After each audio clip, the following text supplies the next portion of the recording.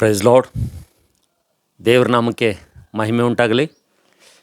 So ನೀವೆಲ್ಲರೂ ಹೇಗಿದ್ದೀರಿ? ನೀವೆಲ್ಲರೂ ಕೂಡ ಆನಂದಕರವಾಗಿಯೂ ಆರೋಗ್ಯಕರವಾಗಿಯೂ ಮತ್ತು ಆತ್ಮೀಯವಾಗಿ ನೀವೆಲ್ಲರೂ ಕೂಡ ಈ ವಿಶ್ವಾಸದ ಯಾತ್ರೆಯಲ್ಲಿ ನೀವೆಲ್ಲರೂ ಕೂಡ ಮುಂದೆ ಸಾಗ್ತಾ ಇದ್ದೀರಿ ಎಂಬುದಾಗಿ ನಂಬಿ ನಾನು ಕೂಡ ನಿಮಗೋಸ್ಕರಾಗಿ ಪ್ರಾರ್ಥನೆ ಮಾಡುವಂಥ ನಿಮ್ಮ ಜೊತೆಯ ಸಹೋದರನಾಗಿದ್ದೇನೆ. So thank you. ನೀವೆಲ್ಲರೂ ಪ್ರತಿಯೊಂದು ಸಂದೇಶಕ್ಕೆ ನೀವು ಸ್ಪಂದಿಸಿ, ನೀವು ಬರೆಯುವಂಥ ಪ್ರತಿಯೊಂದು ಕಾಮೆಂಟ್ಗಳನ್ನು ನೋಡಿ ನಾನು ಕರ್ತನಲ್ಲಿ ಸಂತೋಷ ಪಡುವಂಥವನಾಗಿದ್ದೇನೆ. ದೇವರ ನಾಮಕ್ಕೆ ಸ್ತೋತ್ರವಾಗಲಿ.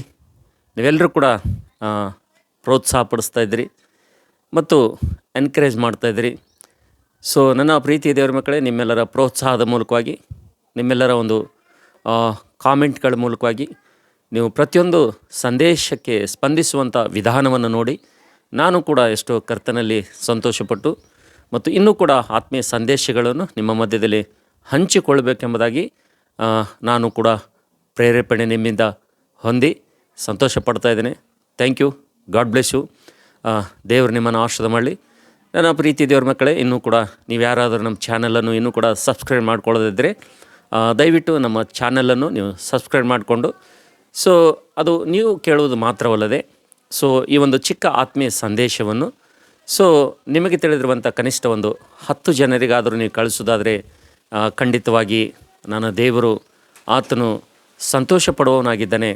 ಆತನು ನಿಮ್ಮನ್ನು ಕೂಡ ಆಶೀರ್ವಾದ ಮಾಡಿ ತನ್ನ ಸೇವೆಯಲ್ಲಿ, ತನ್ನ ರಾಜ್ಯದಲ್ಲಿ, ತನ್ನ ಒಂದು ಸಿಂಹಾಸನದಲ್ಲಿ ನಿಮ್ಮನ್ನು ಕೂಡ ಭಾಗಿದಾರನಾಗಿ, ಪಾಲುದಾರನಾಗಿ ಮಾಡುವಂಥ ದೇವರು ನನ್ನ ದೇವರಾಗಿದ್ದಾನೆ. ಸೊ ಬನ್ನಿ, ಹಾಗಾದರೆ ಇವತ್ತು ಕೂಡ ನಾನೊಂದು ಚಿಕ್ಕ ಆತ್ಮೀಯ ಸಂದೇಶವನ್ನು ನಿಮ್ಮ ಜೊತೆ ಹಂಚಿಕೊಳ್ಳಲು ನಾನು ಸಿದ್ಧನಾಗಿದ್ದೇನೆ. ಸೊ ನನ್ನ ಪ್ರೀತಿ ದೇವರ ಮಕ್ಕಳೇ, ಸಂದೇಶ ಅದು ಚಿಕ್ಕದಾಗಿದ್ದರೂ ಕೂಡ ಅದು ಬಹಳ ಪ್ರಭಾವಿತವಾದಂಥ ಸಂದೇಶ.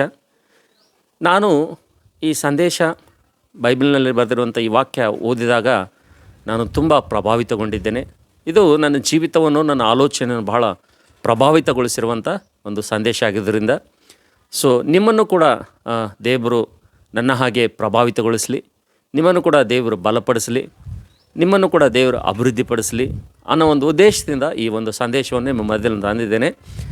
ಸೊ ನಾವು ನೋಡ್ತೇವೆ, ನನ್ನ ಪ್ರೀತಿ ದೇವರ ಮಕ್ಕಳೇ, ಇವತ್ತಿನ ಸಂದೇಶ ನಾವು ನೋಡ್ತಿದ್ದೇವೆ, ಸ್ವಸ್ಥಚಿತ್ತರಾಗಿರಿ, ಎಚ್ಚರವಾಗಿರಿ, ನಿಮ್ಮ ವಿರೋಧಿಯಾಗಿರುವಂಥ ಸೈತಾನನು ಗರ್ಜಿಸುವ ಸಿಂಹದೋಪಾದಿಯಲ್ಲಿ ಯಾರನ್ನು ನುಂಗಲಿ ಎಂಬುದಾಗಿ ಆತನು ಹುಡುಕುತ್ತಾ ಆತನು ತಿರುಗುತ್ತಾ ಇದ್ದಾನೆಂಬುದಾಗಿ ನಾವು ಮೊದಲನೇ ಪೇತ್ರನ ಪತ್ರಿಕೆ 5ನೇ ಅಧ್ಯಾಯ 8ನೇ ವಚನದಲ್ಲಿ ನಾವು ಈ ಮಾತನ್ನು ನಾವು ನೋಡ್ತಾ ಇದ್ದೇವೆ ಅಂತೇಳಿ.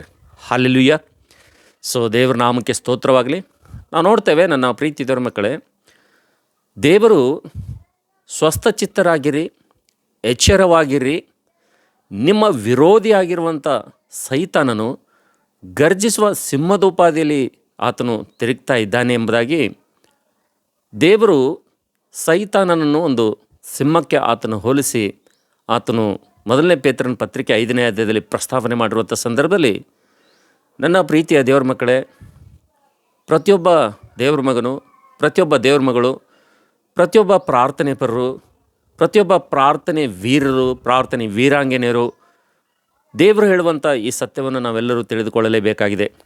ಕಾರಣ ಏನಪ್ಪ ಅಂತಂದರೆ, ನಾವು ಸೈತಾನನ ಬಗ್ಗೆ, ಆತನ ತಂತ್ರಗಳ ಬಗ್ಗೆ, ಆತನ ಮೋಸದ ಬಗ್ಗೆ, ಆತನ ವಂಚನೆಯ ಬಗ್ಗೆ ನಾವು ಒಂದು ವೇಳೆ ಸರಿಯಾಗಿ ತಿಳ್ಕೊಳ್ಳಿಲ್ಲಪ್ಪ ಅಂತಂದರೆ ನಷ್ಟ ಹೋಗುವಂಥದ್ದು ನಾವೇ ಎಂಬುದಾಗಿ ದೇವರು ತನ್ನ ಹೃದಯ ಭಾರದಿಂದ ಆತನು ಪೇತ್ರನ ಪತ್ರಿಕೆಯಲ್ಲಿ ಈ ಮಾತನ್ನು ಆತನು ಬರೆಸಿದ್ದಾನೆ. ನಾವು ನೋಡ್ತೇವೆ, ಗರ್ಜಿಸ ಸಿಂಹದೋಪಾದಿಯಲ್ಲಿ ಸೈತಾನನ ಲೋಕದಲ್ಲಿ ತಿರುಗ್ತಾ ಇದ್ದಾನಪ್ಪ ಅಂತಂದರೆ ಯಾರನ್ನು ನುಂಗಲಿ, ಯಾರನ್ನು ಹಾಳು ಮಾಡಲಿ ಎಂಬುದಾಗಿ ಆತನು ತಿರುಗ್ತಾ ಇದ್ದಾನೆ ಎಂಬುದಾಗಿ ನೋಡುತ್ತಾ ಸಂದರ್ಭದಲ್ಲಿ ನಾವು ನೋಡ್ತೇವೆ, ನನ್ನ ಪ್ರೀತಿ ದೇವರ ಮಕ್ಕಳೇ, ಒಂದು ಸಿಂಹ ಬೇಟೆ ಆಡೋದಕ್ಕಿಂತ ಮುಂಚೆ ಅದು ನಾವು ನೋಡ್ತಿದ್ದೇವೆ, ಒಂದು ಪ್ರಾಣಿಯನ್ನು ಸಿಂಹ ಬೇಟೆ ಆಡಬೇಕಪ್ಪ ಅಂತಂದರೆ ಆ ಸಿಂಹ ಮೊಟ್ಟ ಮೊದಲನೇದಾಗಿ ಆ ಬೇಟೆ ಆಡುವಂಥ ಪ್ರಾಣಿಯ ಒಂದು ಕತ್ತನ್ನು ಅದು ಮೊದಲು ಹಿಡಿಯುತ್ತದೆ.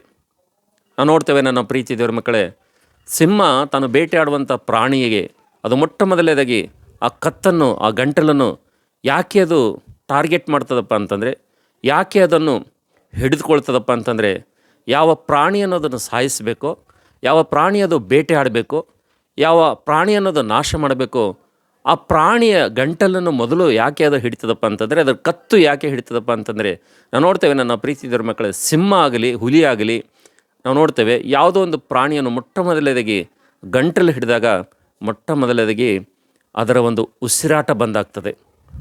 ಅದು ಉಸಿರು ತಗೊಳ್ಳಿಕ್ಕೆ ತುಂಬ ಕಷ್ಟ ಆಗ್ತದೆ. ಯಾವಾಗ ಆ ಪ್ರಾಣಿಗೆ ಉಸಿರಾಟದ ತೊಂದರೆ ಆಗ್ತದೋ ಮತ್ತು ದೇಹದಲ್ಲಿ ಆಕ್ಸಿಜನ್ ಸಪ್ಲೈ ಅಂತಕ್ಕಂಥದ್ದು ಕಡಿಮೆ ಆಗ್ತದೋ ಆವಾಗ ಆ ಪ್ರಾಣಿಗೆ ನಿಶಕ್ತಿ ಆಗ್ತದೆ. ಯಾವಾಗ ಆಕ್ಸಿಜನ್ ಸಪ್ಲೈ ಬಂದಾಗ್ತದೋ, ಯಾವಾಗ ಆಮ್ಲಜನಕ ಅದಕ್ಕೆ ಸರಬರಾಜಾಗೋದು ಬಂದಾಗ್ತದೋ, ಅದು ನಿಂತು ಹೋಗ್ತದೋ, ಆವಾಗ ಇದ್ದಕ್ಕಿದ್ದಾಗೆ ನಾವು ನೋಡ್ತೇವೆ ಆ ಪ್ರಾಣಿ ಒಂದು ಕೈಯಲ್ಲಿರುವಂಥ, ಕಾಲಿನಲ್ಲಿರುವಂಥ, ದೇಹದಲ್ಲಿರುವಂಥ ಪ್ರತಿಯೊಂದು ಶಕ್ತಿಯನ್ನು ಅದು ಕಳೆದುಕೊಳ್ಳುತ್ತದೆ. ಮತ್ತು ಆ ಸಿಂಹಕ್ಕೆ ಅದು ಅದರ ಜೊತೆ ಹೋರಾಟ ಮಾಡಲಾರದೆ, ಅದರ ಜೊತೆ ಅದು ಕಾದಾಡಲಾರದೆ, ಅದನ್ನು ತನ್ನನ್ನು ತಾನು ರಕ್ಷಿಸಿಕೊಳ್ಳಲಾರದೆ ಅದು ನಿಸ್ಸಹಾಯಕ ಸ್ಥಿತಿಯಲ್ಲಿ ಬಲು ಬೇಗನೆ ಅದು ನಿಸ್ಸಹಾಯಕ ಸ್ಥಿತಿಯಲ್ಲಿ ಅದು ಬೀಳುತ್ತದೆ ಎಂಬುದಾಗಿ ಸಿಂಹ ಅದನ್ನು ಅರ್ಥದ್ದರಿಂದ ನಾವು ನೋಡ್ತೇವೆ. ಮೊಟ್ಟ ಮೊದಲನೇದಾಗಿ ಅದು ನಾವು ನೋಡ್ತಿದ್ದೇವೆ ಗಂಟಲನ್ನು ಹಿಡಿತದೆ ಎಂಬುದಾಗಿ ನಾವು ಈ ಸಂದರ್ಭದಲ್ಲಿ ನಾವು ನೋಡುತ್ತೇವೆ.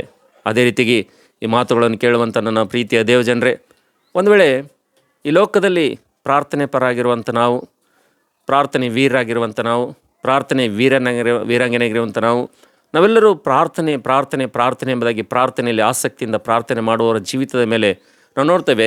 ಸೈತಾನನು ಆತನು ಯಾವ ಭಾಗದಲ್ಲಿ ಆತನು ದಾಳಿ ಮಾಡ್ತಾನಪ್ಪ ಅಂತಂದರೆ, ಸೈತಾನನು ದಾಳಿ ಮಾಡುವಂಥ ಪ್ರಾರ್ಥನೆ ಪರರ ಜೀವಿತದ ಮೇಲೆ ಯಾವ ಭಾಗದ ಮೇಲೆ ಆತನು ದಾಳಿ ಮಾಡ್ತಾನಪ್ಪ ಅಂತಂದರೆ, ನಾವು ನೋಡ್ತೇವೆ ಪ್ರತಿಯೊಬ್ಬ ಪ್ರಾರ್ಥನೆ ಪರರಿಗೆ, ಕ್ರೈಸ್ತರಿಗೆ, ದೇವ್ರ ಮಕ್ಕಳಿಗೆ ಪ್ರಾರ್ಥನೆ ಅಂತಕ್ಕಂಥದ್ದು ಅವರಿಗೆ ಉಸಿರಾಗ್ತಿರ್ತದೆ ಎಂಬುದಾಗಿ ದೇವ್ರ ವಾಕ್ಯದಲ್ಲಿ ನೋಡ್ತೇವೆ.